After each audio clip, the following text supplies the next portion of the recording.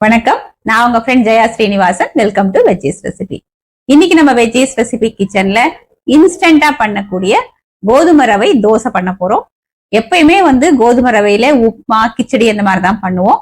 நம்ம மாவு இல்லாத நேரத்துல பிரேக்ஃபாஸ்ட் அல்லது டின்னருக்கு இந்த இன்ஸ்டன்ட் கோதுமை ரவை தோசை ரொம்ப யூஸ்ஃபுல்லா இருக்கும். சோடா, ஈனோ இதெல்லாம் எதுவுமே சேர்க்காம நினைச்ச நேரத்துல உடனே நம்ம பண்ணிடலாம். மேக்சிமம் இந்த தோசையும் பிளஸ் சட்னியும் ரெண்டுமே பண்றதுக்கு நமக்கு ஒரு 20 நிமிஷம் தான் டைம் எடுக்கும். இது ரொம்ப டேஸ்டாவும் இருக்கும். ஃபர்ஸ்ட் டைம் சேனலை பாக்குறீங்கன்னா ப்ளீஸ் சப்ஸ்கிரைப் பண்ணுங்க. பெல் ஐக்கானை கிளிக் பண்ணி ஆல் ஆப்ஷன் கொடுத்துட்டீங்கன்னா நான் போடக்கூடிய எல்லா வீடியோஸும் குவிக்கா உங்களுக்கு ரீச் ஆகும். வாங்க, டேஸ்டியாவும் இன்ஸ்டன்டாவும் பண்ணக்கூடிய இந்த கோதுமை ரவை தோசை குவிக்கா எப்படி பண்றதுன்னு பார்க்கலாம். ஒரு பவுல்ல 1 கப்பு கோதுமை ரவை எடுத்துக்கலாம். இதை நல்லா வாஷ் பண்ணி எடுத்துப்போம். ஒரு மிக்சி ஜார்ல 2 காஞ்ச மிளகாய், 1 இன்ச் இஞ்சி தோல் சீவிட்டு சேர்த்துக்கலாம். தேவையான அளவு உப்பு, 1/2 டீஸ்பூன் சீரகம், 1/4 டீஸ்பூன் பெருங்காயம், 1/4 டீஸ்பூன் மஞ்சப்பொடி, 5-6 சின்ன வெங்காயம். இது ஆப்ஷனல் தான். இது தண்ணி சேர்க்காம நம்ம கிரஷ் பண்ணி எடுத்துக்கலாம். இதை போல கிரஷ் பண்ணி எடுத்துட்டு இருக்கேன். இப்போ இந்த மிக்சி ஜார்ல நம்ம வாஷ் பண்ணி வச்சிருக்கிற கோதுமை ரவையை சேர்த்துடலாம். கோதுமை ரவை ஊறணும் அப்படின்னு இல்லை, வாஷ் பண்ணி எடுத்துட்டு உடனே கூட நம்ம சேர்த்துக்கலாம். நம்ம கோதுமை ரவை அளந்து எடுத்த அதே கப்ல 1/4 கப்பு அரிசி மாவு, இல்ல பழுத்த தக்காளியா 1 தக்காளியை மீடியம் சைஸ் பீஸா கட் பண்ணி அதே இந்த மிக்சி ஜார்ல சேர்த்துப்போம். இதுல கொஞ்சம் கொஞ்சமா தண்ணியை சேர்த்து ரொம்ப ஃபைன் பேஸ்டா இல்லாம தோசை மாவு பதத்துக்கு நம்ம அரைச்சு எடுத்துக்கணும். அரைச்ச மாவை நம்ம கோதுமை ரவை வாஷ் பண்ணோம் இல்லையா, அதே பவுல்ல நம்ம டிரான்ஸ்ஃபர் பண்ணிக்கலாம். ஒரு தட்டு போட்டு மூடி வச்சிடலாம். இது ஒரு 10 நிமிஷம் ஊறட்டும். கோதுமை ரவை ஊறுறதுக்குள்ள நம்ம ஒரு சட்னி அரைச்சிடலாம். அதுக்கு ஒரு மிக்சி ஜார்ல 2 பச்சை மிளகாய், 4 சின்ன வெங்காயம், 1 டேபிள் ஸ்பூன் பொட்டுக்கடலை, சின்ன பீஸ் புளி, ஒரு கைப்பிடி அளவுக்கு கொத்தமல்லி தண்டோடையே சேர்த்துக்கோங்க, 2 டேபிள் ஸ்பூன் தேங்காய் துருவல், தேவையான அளவு உப்பு. இதை கொஞ்சம் கொஞ்சமா தண்ணி விட்டு நல்லா சட்னி பதத்துக்கு நம்ம அரைச்சி எடுத்துப்போம். சட்னிக்கு தாளிச்சிடலாம். 1 டேபிள் ஸ்பூன் எண்ணெயில 1/2 டீஸ்பூன் கடுகு, 1/2 டீஸ்பூன் உளுத்தம்பருப்பு, கொஞ்சம் பெருங்காயம், கொஞ்சம் கருவேப்பிலை.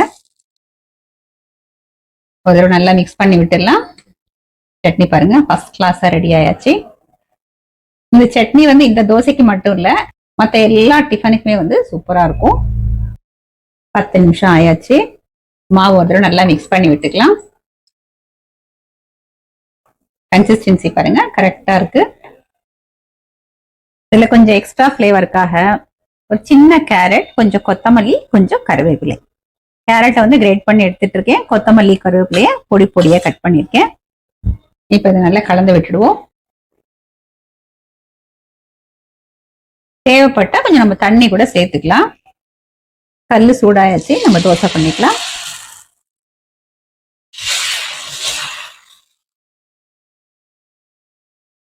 நல்ல மெலிசா அழகா பண்ணலாம். இப்ப சுத்தியும் சென்டர்லயும் நம்ம எண்ணெய் விட்டுடுவோம். ஒரு சைடு பாருங்க நல்ல கோல்டன் கலர் வந்தாச்சு. இப்ப நம்ம தோசையை திருப்பி போட்டுடலாம். திருப்பி போட்டதுக்கு அப்புறம் 1 நிமிஷத்துல இது அந்த சைடும் வெந்துடும். பாருங்க இப்ப தோசை ரெடி ஆயாச்சு. நம்ம ஃபோல்ட் பண்ணிட்டு தோசையை சர்விங் பிளேட்ல எடுத்துக்கலாம். இது பாக்குறதுக்கு நல்லா கோல்டன் கலர்ல இருக்கு இல்லையா, ஆனா அது கிறிஸ்பியா இருக்காது, நல்லா சாஃப்டா இருக்கும்.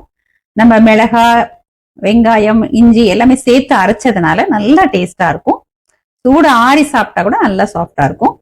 இதே மாதிரி நம்ம தேவையான அளவுக்கு பண்ணி எடுத்துப்போம். இந்த தோசைக்கு ரொம்ப எண்ணெய் தேவை இருக்காது. ஒரு தோசைக்கு ஒரு 1/2 டீஸ்பூன் எண்ணெய் விட்டாலே போதும். இதை மூடி வாத்துட்டோம் அப்படின்னா நம்ம திருப்பி போடணும்னு கூட அவசியம் இல்லை.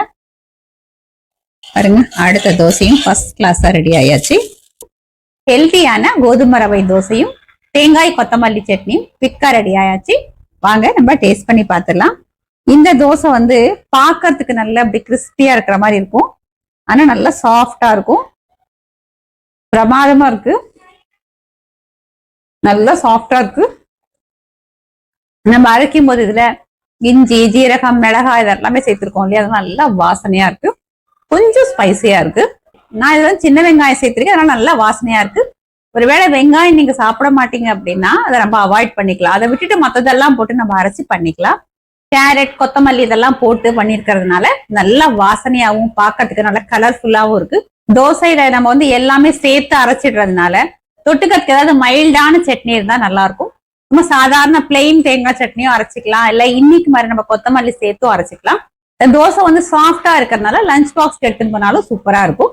இந்த தோசை வந்து கோதுமை ரவையில நம்ம பண்றதுனால ஹெல்த்தியா இருக்கும். அதே நேரம் நம்ம இதுக்கு வந்து ரொம்ப எண்ணெய் செலவு இருக்காது. ஒரு தோசைக்கு வந்து உங்களுக்கு 1/2 டீஸ்பூன் எண்ணெய் விட்டாலே போதும்.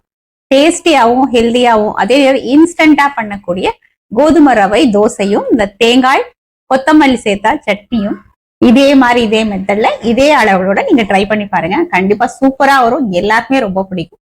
ட்ரை பண்ணி பார்த்துட்டு எப்படி வந்ததுன்னு கமெண்ட்ல சொல்லுங்க. லைக் பண்ணுங்க, உங்க ஃப்ரெண்ட்ஸ் அண்ட் ஃபேமிலியோட ஷேர் பண்ணுங்க.